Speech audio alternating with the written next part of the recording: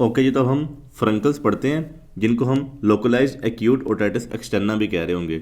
ठीक है, इस केस के अंदर ये होगा कि आप लोगों को मैंने नोट में पढ़ाई थी, इसके अंदर हमने देखा था कि जो पिन्ना का आगे कार्टिलेज था वो कंटिन्यू हो रहा था हमारे एक्सटर्नल ऑडिटरी कैनाल के अंदर। ठीक है, फिर आगे हमारी बोन शुरू हो जाती थी। तो आपको बताया था मैंने कि जो कार्टिलेजिनियस पार्ट है, ये वाला कार्टिलेजिनियस पार्ट है, सिर्फ इसके अंदर ही हमारे हेयर्स प्रेजेंट होते हैं। ठीक है, इन्हीं का ही इन्फेक्शन होगा, मतलब हेयर फॉलिकल्स का इन्फेक्शन होगा। आपको फ्रंकलोसिस से बचा रहा होगा कि फ्रंकल फॉलिकल, ठीक है, वहाँ से याद रख लेना कि हेयर फॉलिकल्स का इन्फेक्शन होगा। ठीक है, और हमें सारे साइन एंड सिम्टम्स आगे मैं बताता हूँ क्या क्या देखने को मिलेंगे। और इन्फेक्शन भी किसका होगा? स्टेफिलोकोकस ऑरियस का। और आप लोगों ने हेयर फॉलिकल आप लोगों ने देखा होगा कि जो हमारा एपिडर्मस और डर्मस के अंदर ऐसे आ रहा होता है। ठीक है, इस जगह पे बैक्टीरिया रिजाइड करेगा, यहाँ पे इन्फेक्शन करेगा और यहाँ पे हमें ऊपर पस वगैरह या छोटा सा दाना देखने को मिलेगा। इसको आप कहेंगे फ्रंकल हो चुका हुआ है, फ्रंकल है। और हमारे कान के सिर्फ बाहर वाले पोर्शन में पाया जाएगा, बोनी पोर्शन में नहीं पाया जाएगा। ठीक हो गया। कॉजेज क्या आ गया? स्टेफिलोकोकस ऑरिस आ गया। सिम्टम्स क्या देखने को मिलेंगे? सिम्टम्स आप लोगों ने बस 3 सिम्टम मेनली याद रख लोगे तो आप इजीली डायग्नोज कर लोगे। एक तो स्वेयर पेन के साथ पेशेंट प्रेजेंट करेगा, मेरे कान में बहुत ज़्यादा दर्द हो रही है। दूसरा ब्रॉड टेंडरनेस होगी, मतलब छोटा सा दाना तो एक जगह पे बना हुआ है, यहाँ पे सिर्फ दाना बना हुआ है, लेकिन टेंडरनेस सारे एरिया में व्यू होगी। कान बाइट से अच्छा खासा आपको यहाँ से स्वेलिंग देखने को मिलेगी जब बाइट से आप व्यू करोगे तो हम कहेंगे ब्रॉड टेंडरनेस हुई है, साथ में स्वेयर पेन है। और जब पेशेंट अपने बाइट बाइट से पिन्ना को मूवमेंट करेगा तब भी बहुत ज़्यादा पेन होगी। और दूसरा सबसे मेन सिम्टम क्या है? जा मूवमेंट। जैसे हम च्यूइंग करते हैं ना, जब बबल वगैरह चबाते हैं, तो ऐसे अगर जा मूवमेंट करेगा तो उसको कान में पेन होगी। तो वहाँ से हमने गैस कर लेना इजीली कि ये फ्रंकल है। और अगर पोस्टीरियर मीटल वाल में फ्रंकल हो, पोस्टीरियर मीटल वाल का मतलब ये है कि अगर हमारा ये गुलाई में मीटस है, ये पोस्टीरियर वाली साइड जहाँ पे हमारा कान ऐसे शुरू हो रहा है, ठीक है, उस साइड पे अगर उसका फ्रंकल बनेगा तो क्या क्या देखने को मिल सकता है? एक तो हमें आपको पता है पीछे वाली साइड पे हमारे मस्टर्ड सेल प्रेजेंट है, आपको मैंने बताया था ना जब हम मिडिल ईयर की नोट में पढ़ रहे थे। तो मस्टर्ड एयर सेल्स प्रेजेंट है, ठीक है, उनका एडीमा हो जाएगा। दूसरा हमें क्या देखने को मिलेगा कि रिट्रो और एक ग्रूव है, एक हमारे कान के पीछे ग्रूव है जो पीछे वाली साइड है कान की, ठीक है, जिसको हम पिन्ना कह रहे हैं, उसके अंदर भी स्वेलिंग देखने को मिलेगी, छोटा सा स्वेल एरिया देखने को मिलेगा जिसका ना बम्प सा बना होता है।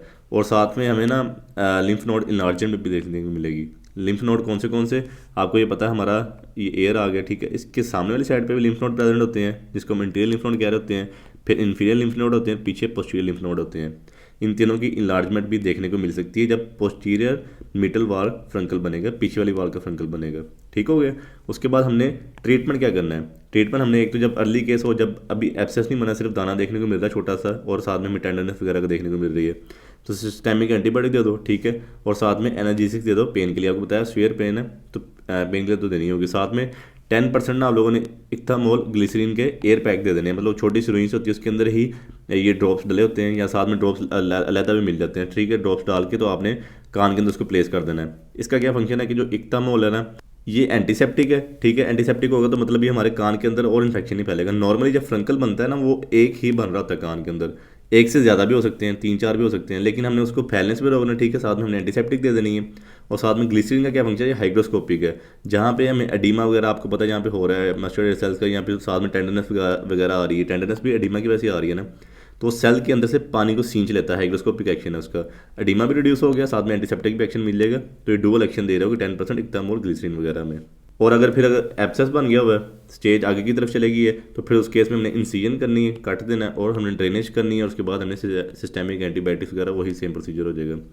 और अगर आपको रिंग कराट फ्रंकोलोसिस मिले, एक ही पेशेंट में बार बार फ्रंकल्स के साथ वो प्रेजेंट कर रहा है, तो आपने हमेशा डायबिटीज़ की हिस्ट्री लेनी है। मैं तो कहता हूँ जब पहला पेशेंट भी आए तो उसकी भी डायबिटीज़ की हिस्ट्री ले लो, क्योंकि डायबिटीज़ के पेशेंट जो होते हैं उनकी तो इम्यूनिटी बहुत वीक हुई होती है, वो इजीली डिस्पोज हो जाते हैं इन्फेक्शन को, और उनकी बॉडी के अंदर बैक्टीरिया नॉर्मली रिजाइड कर रहे होते हैं, तो मतलब बॉडी में रह रहे होते हैं, उनको कोई हार्मफुल मतलब इन्वायरमेंट ही नहीं मिल रहा, इम्यूनिटी ही वीक है, ठीक है। नॉर्मली उनके जो नोज़ का बाहर वाला एरिया है, जिसको हम नेजल वेस्टिब्यूल कह रहे होते हैं, ठीक है, बाहर वाला एरिया होता है, उसके अंदर हमारे ये स्टेफिलोकोकस ऑरियस रह रहे होते हैं, वहाँ पे वो जा रहे फिंगर लगाते हैं और वही सिक्रीशंस को लेके अपने कान में लगा देते हैं, तो वहाँ से हमें फ्रंकुलोसिस देखने को मिलता है। तो एक तो उनसे इन चीज़ों से अवॉइड करना है, या फिर कुछ एंटीबायोटिक्स देनी है नाक में डालने के लिए, ताकि जो स्टेफिलोकोकस नाक में प्रेजेंट है वो किल हो जाए। या फिर आपको पता है स्टेफिलोकोकस ऑरियस तो हमारे हर दूसरा स्किन इन्फेक्शन कर रहे होते हैं, तो अगर उनका स्किन इन्फेक्शन भी साथ में चल रहे हैं तो उसको भी ट्रीट करना है।